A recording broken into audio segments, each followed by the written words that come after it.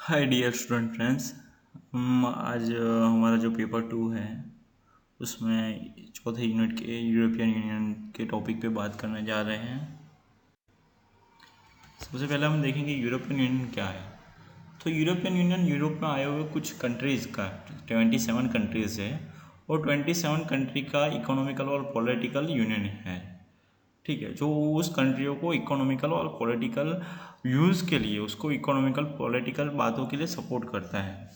और ये European union जो है वो यूनियन की पॉपुलेशन कितनी है उसका तो पॉपुलेशन 447 मिलियन उसकी पॉपुलेशन है। और उसका जो स्क्वायर एरिया है वो 42.33 लाख है। और ये यूरोपियन यूनियन है वो क्या करता है, तो भाई यूरोप के जो कंट्रीज़ हैं उन उन कंट्रियों के लिए स्टैंडर्ड लो, स्टैंडर्डलाइज सिस्टम लो, और फिर उनके लोगों के लिए फैसिलिटीज़ और उसकी कुछ मैटर्स हो जाते हैं कंट्री के, तो मैटर्स को सॉल्व करता है। उसको कई बार किसी को सजेशन की ज़रूरत होती है तो वो भी देता है। दूसरी एक चीज़ ये है कि भाई फ्री मूवमेंट ये दे रहा है, फ्री इसकी पॉलिसीज़ है उसके थ्रू क्या होता है कि भाई इंश्योर होती है कंट्रीज फ्री मूवमेंट, पीपल को free movement of people, goods, service and capital के लिए, इंटरनल मार्केट के लिए, बराबर इसके बीच का जो इंटरनल मार्केट है उसके लिए। इस यूरोपियन यूनियन का हेडक्वार्टर क्या है, तो ब्रुसेल्स ब्रुसेल्स में है, जो बेल्जियम में आया हुआ है। इसकी टोटल यूरोपियन यूनियन में ऑफिशियली 24 लैंग्वेजेस इंक्लूड है। और दूसरी एक चीज़ है कि भाई यूरोपियन यूनियन जो है उसकी करेंसी यूरो है, और उसके अलावा भी यूरो के अलावा भी 9 और करेंसी इसमें चलती है। यूरोपियन यूनियन में के बारे में, उसके एस्टाब्लिश के बारे में जब भी बात करते हैं तो कुछ चीज़ें ध्यान में रखनी है कि सबसे पहले क्या हुआ तो कि फ्रांस में के जो मिनिस्टर थे फॉरेन मिनिस्टर, जिसका नाम था रॉबर्ट शूमैन शूमैन जो थे, उन्होंने वेस्टर्न यूरोप को लेके एक स्टील, कोल एंड स्टील की इंडस्ट्री की एस्टाब्लिश की। उनको आइडिया आया था। आइडिया के बाद 1914 में आया, सॉरी 1915 में उनको आइडिया आया।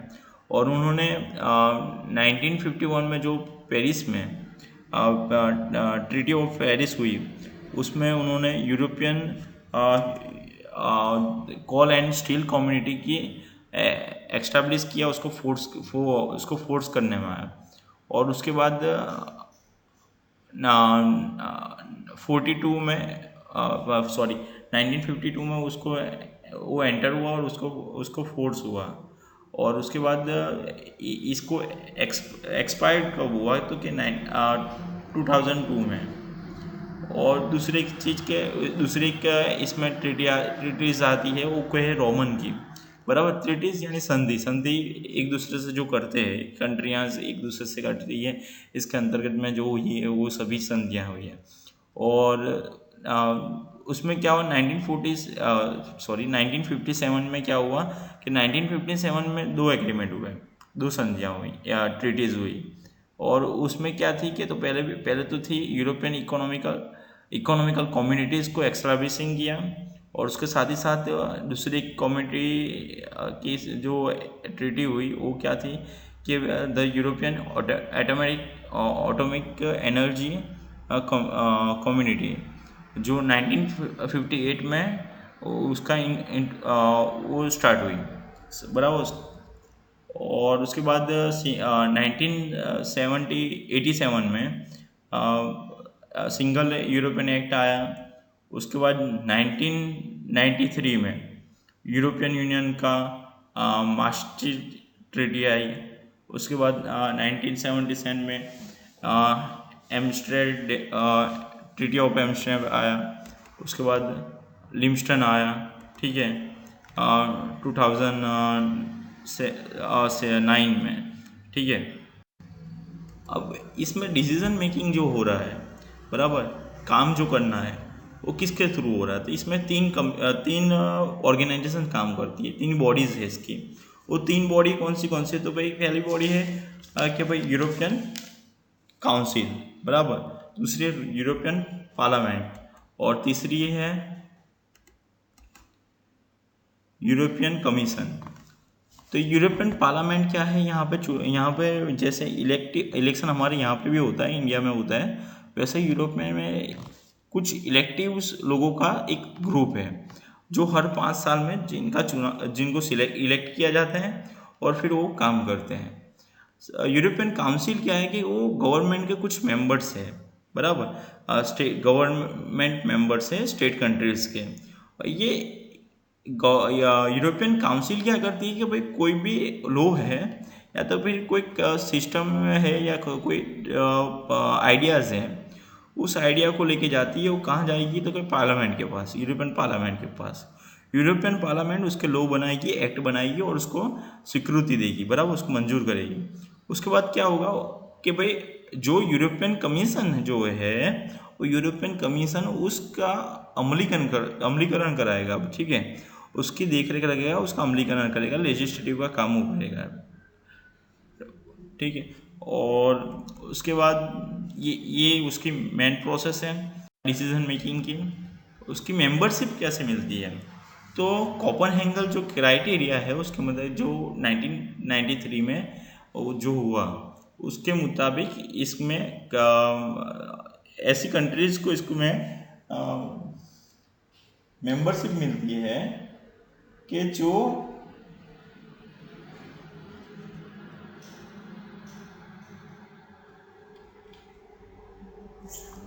जिन कंट्रियों में ऐसी कंट्रियों को 1993 का जो क्राइटेरिया था ना उसके मुताबिक ऐसी कंट्रियों को यहाँ पे मेंबरशिप मिलती है जिन जो पहले तो डेमोक्रेसी वाली हो, ठीक है, उसके बाद ह्यूमन राइट्स पे ज़्यादा ध्यान देने वाली हो, उसके बाद जहाँ पे लॉ का शासन है, बराबर, उसके अलावा फिर जहाँ पे मार्केट की इकोनॉमी है, ठीक है, बाजार व्यवस्था है, ये सब चीज़ें हैं वहाँ पे ये उसके ये कोपेनहेगन जो क्राइटेरिया है उसके मुताबिक वो कंट्रीज इसमें मेंबर्स कंट्रीज के बतौर जुड़ सकती हैं।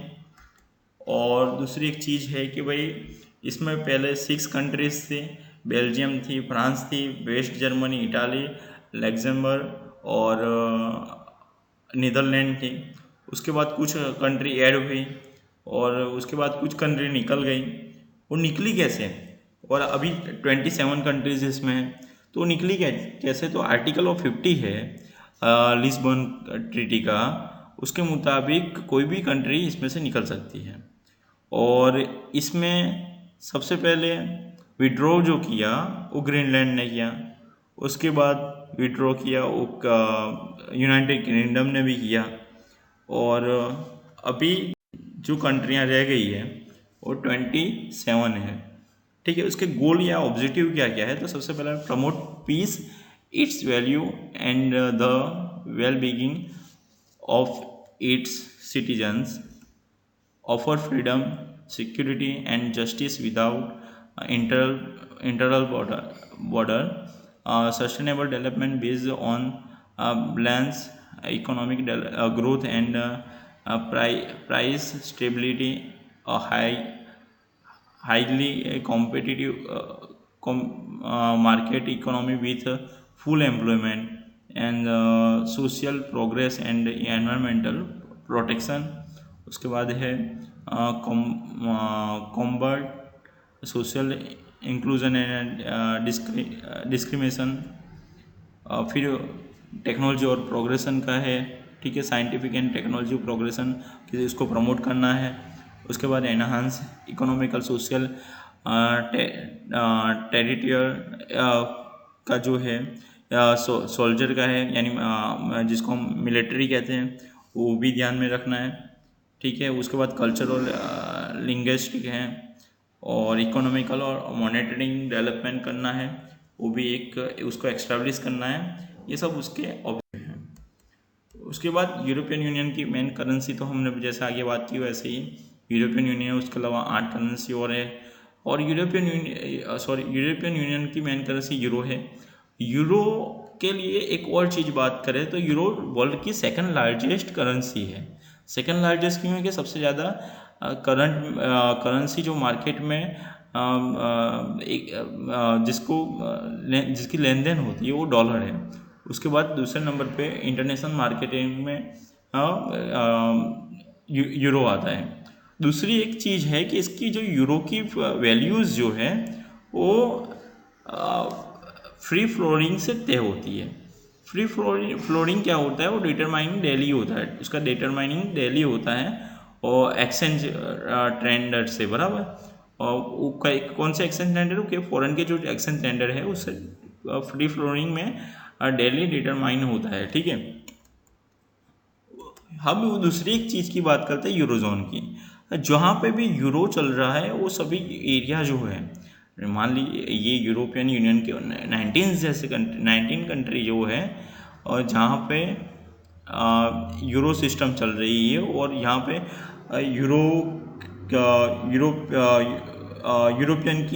यूरोपियन यूनियन की पॉलिसीज चल रही है। ये यूरोजोन की एक्स्टैब्लिश कब हुआ था, तो यहाँ पे ऐड कर देना, यूरोजोन एक्स्टैब्लिश हुआ था 2005 में, बराबर।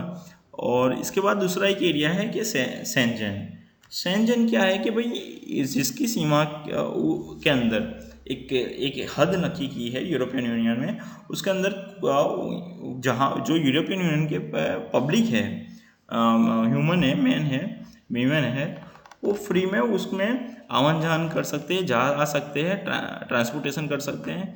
उनको कहीं भी पॉलिसीज़ की या फिर यानी बीमा पॉलिसी की या फिर कोई पासपोर्ट की या फिर किसी भी चीज़ की ज़रूरत नहीं पड़ती, ठीक है। वो बॉर्डर को क्रॉस कर सकते हैं। दूसरा कि कोई क्राइम होता है तो क्राइम पे भी ध्यान रख सकते हैं, बराबर। एक देश का दूसरे देश में कुछ भी क्राइम के कोई भी इश्यू होते हैं तो भी यूरोपियन यूनियन ध्यान रखती है। अब ये यूरोजोन में कितने कंट्रीज है, सेंजन में कितने हैं, यूरोपियन यूनियन में कितने हैं, वो यहाँ पे बता गया है। यूरोपियन यूनियन में 19 है, सॉरी यूरोजोन में 19 है, सेंजन में 26 है, और जो यूरोपियन यूनियन है उनमें 27 है।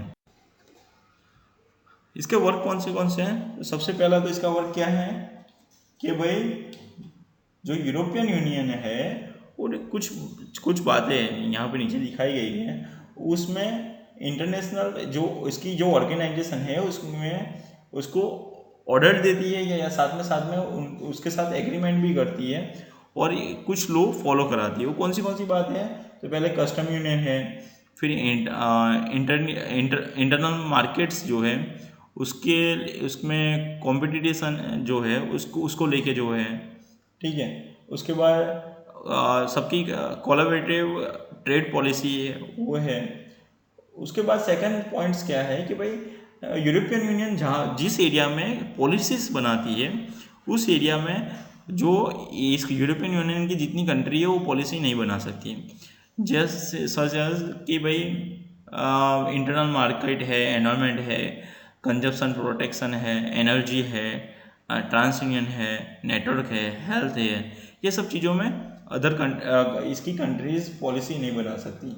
दूसरा कि भाई इसके दो मेन वर्क है कि भाई एक तो research technology development and internal program, और दूसरा development and corporation and humanity is extension,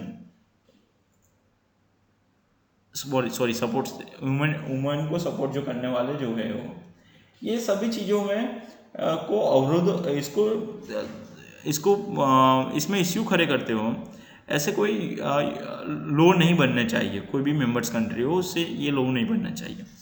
उसके बाद इसके बाद एक और इसके वर्क ये है कि भाई कुछ चीज़ें जैसी है जिसमें यूरोपियन यूनियन क्या कर रही है कि सपोर्ट कर रही है, कोऑर्डिनेशन कर रही है और कम्प्लीमेंट ऑफ एक्टिविटीज़ कर रही है, कम्प्लीमेंट कर रही है, ठीक है, मेंबर्स कंट्री की एक्टिविटीज़। वो कौन सी एक्टिविटीज़ हैं, तो पब्लिक हेल्थ में प्रोटेक्शन है, इम्प्रूवमेंट है, ठीक है, इंडस्ट्रियल है, कल्चर अफेयर्स है, टूरिज़्म है, एजुकेशन है, यूथ डेवलपमेंट है, sport vocation training, civil security, फिर नेचुरल डिजास्टर और जो एडमिनिस्ट्रेशन है उसमें भी कॉरपोरेशन करती है। तो ये सब उसके काम थे, वर्क थे। साथ ही साथ हमने यूरोपियन यूनियन की सब बातें यहाँ पे यूरोपियन यूनियन में कौन से पॉइंट्स है सब भी देख लिया, जो जो खास खास बातें हैं कि वो कभी एक्स्टैब्लिश कब हुआ, उसकी कौन सी थ्योरी है, उसकी संधियाँ कौन सी है, फिर उसके ऑब्जेक्टिव क्या क्या है, या तो फिर उसके गोल क्या क्या है, उसके वर्क क्या क्या है, यूरोजोन क्या है, सेंजन क्या है, यूरोपियन यूनियन क्या है, यूरोपियन यूनियन की कौन सी बॉडीज़ है, ये सब चीज़ों की बात हमने कर ली। ठीक है, तो यहाँ पे यूरोपियन यूनियन का टॉपिक हम कंप्लीट करते हैं और नेक्स्ट लेक्चर में हम ओपेक और एशियन डेवलपमेंट बैंक के बारे में बात करेंगे। Thank you. जय हिंद।